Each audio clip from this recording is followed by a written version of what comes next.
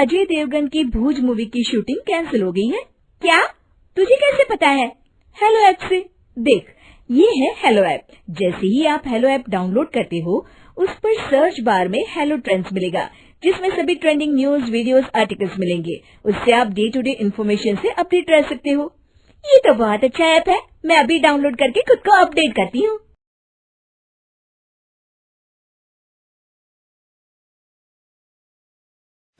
सलोनी बहुत ही सीधी और भगवान को मानने वाली थी, लेकिन उसकी सौतेली माँ उसके सीधेपन का फायदा उठाती थी और उस पर बड़े अत्याचार करती थी। जरा सी चूक हो जाने पर उसकी खूब पिटाई करती। अरे सुनते हो, कोई लूला लंगड़ा देख इसकी शादी तय करो और इसे इस घर से बाहर का रास्ता दिखाओ। सलोनी के पिता जानते थे कि मीना एक चांडाल औरत है, इसलिए वो एक अच्छा घर देख सलोनी की शादी कर देते हैं। लेकिन वहां भी सलोनी से जलने वालों की कमी नहीं थी। सलोनी की ननद निकिता उसे बिल्कुल पसंद नहीं करती थी।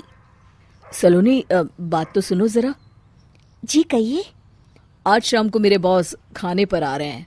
ध्यान रहे उनकी खातिरदारी में किसी प्रकार की कोई कमी नहीं होनी चाहिए। जी आपने कह दिया, बिल्कुल वैसा ही होगा। शाम को सलोनी जैसे ही गैस पर खाना चढ़ाकर वहां से जाती है, अभी इसके खाने का स्वाद बढ़ाती हूँ। निकिता गैस की आंच तेज कर देती है। थोड़ी देर में देखते ही देखते सारा खाना जल जाता है और पूरे रसोई घर में चारों तरफ धुआं फैल जाता है। अब आएगा मजा। माँ जल्दी आओ, यहाँ देखो सलोनी ने किचन में आग लगा दी। अरे तेरा सत्यानाश हो, कल मुही तूने ये क्या कर दिया? सलोनी की सास उसे बहुत डांट फटकार लगाती है। तभी मोहन अपने बॉस के साथ घर में प्रवेश करता है। अरे भाई मोहन, ये क्या तुम्हारे घर का क्या हाल हो रखा है? लगता है खाना जल गया है। चलो खाने का प्रोग्राम कैंसिल करो, मैं अपने घर जाके खा लूंगा। सर, दरअसल सर मुझे माफ कर दीजिए। अरे कोई बात नहीं, घरों में ये छोटी मोटी बातें होती रहती है। मैं समझ सकता हूँ, फिक्र मत करो, मैं नाराज नहीं हूँ और इस बात का तुम्हारे प्रमोशन पर भी कोई असर नहीं पड़ेगा। चलो अब चलता हूँ मैं। बॉस के जाते ही मोहन सलोनी पर भड़क उठता है और उसे खूब खरी खोटी सुनाता है। भगवान, मेरी माँ तो कहती थी कि अच्छे लोगों के साथ हमेशा अच्छा होता है, फिर मेरे साथ ही बुरा क्यों होता है? आखिर मेरी गलती क्या है?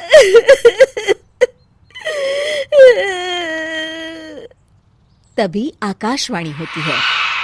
बेटी, अब तुम्हें कोई दुख नहीं दे पाएगा।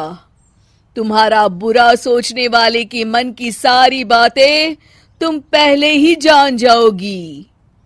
अगले दिन सलोनी निकिता को चाय देने उसके कमरे में जाती है। तब निकिता के मन में कुछ बातें चल रही थी। कल तो मैंने सिर्फ खाना जलाया था, अब तू देखती जा सलोनी, तेरा इस घर में जीना हराम कर दूंगी। अच्छा, तो ये बात है, अब इसे सबक सिखाना ही पड़ेगा। कुछ दिनों के बाद, सलोनी, मेरे कपड़े जल्दी से प्रेस कर दो, ऑफिस के लिए देर हो रही है।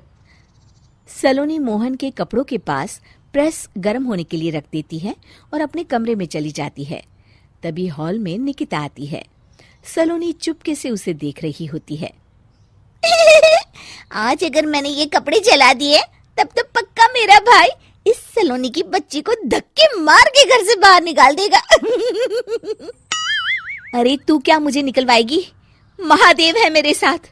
ठहर जा निकिता, आज तो तेरी खैर नहीं। सलोनी अपने पति मोहन को बुला लाती है और निकिता की सारी करतूत दिखाने लगती है। निकिता गर्म प्रेस मोहन के कपड़ों पर रखकर अपने कमरे में चली जाती है। मेरी बहन इतनी बड़ी चालबाज निकलेगी, मैंने तो सोचा ही नहीं था। मुझे माफ कर दो सलोनी, मैं तुम्हें गलत समझ रहा था। मोहन निकिता को बुलाकर उसे खूब डांट फटकार लगाता है। उस दिन के बाद से सलोनी की जिंदगी पूरी तरह बदल जाती है। सलोनी हर किसी के मन की बात सुन लेती थी। दूसरी तरफ निकिता का कोई भी दांव सलोनी पर नहीं चलता था और आखिरकार वो भी सलोनी के आगे घुटने टेक देती है। फिर एक दिन सलोनी की सास की सहेली ममता अपनी बहू कविता के साथ वहां आती है। कविता मन ही मन कहती है, अरे ये बुढ़िया पागल है जो मुझे यहाँ लेके आ गई। कहाँ मैं अपनी किटी पार्टी छोड़ के इसके साथ यहाँ मरने आ गई। पता नहीं कब तक इसे झेलना पड़ेगा। अरे ये जल्दी मरे और इसकी सारी जायदाद मेरे नाम हो जाए। सलोनी कविता की सारी बातें सुन लेती है। अरे कविता, तुम अपनी सास की जायदाद के लिए उन्हें झेल रही हो और उनके मरने का इंतजार कर रही हो। ये तो गलत बात है। सलोनी की बात सुनकर कविता बिना देर किए कहती है, अरे ये तुमने कैसे सुन लिया? ये सारी बातें तो मैं अपने मन से बोल रही थी। तुमने कैसे सुन लिया? बस फिर क्या था। ये सुनते ही कविता के बगल में बैठी उसकी सास उसकी चोटी पकड़ लेती है।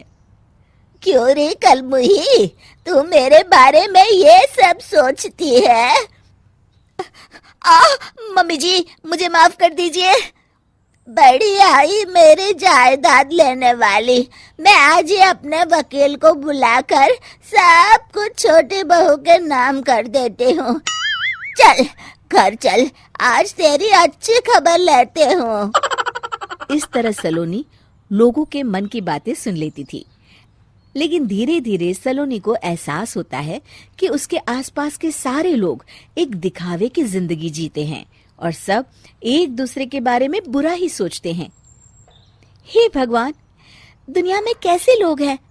सबके मन छल कपट से भरे हैं। मैं तो लोगों के मन की बातें सुन सुनकर तंग आ चुकी हूँ। मैं अपनी जिंदगी में अब बहुत खुश हूँ। अब आप मुझसे ये शक्ति वापस ले लीजिए भगवान। इस तरह भगवान सलोनी को दी हुई शक्ति वापस ले लेते हैं और सलोनी एक आम जिंदगी जीने लगती है।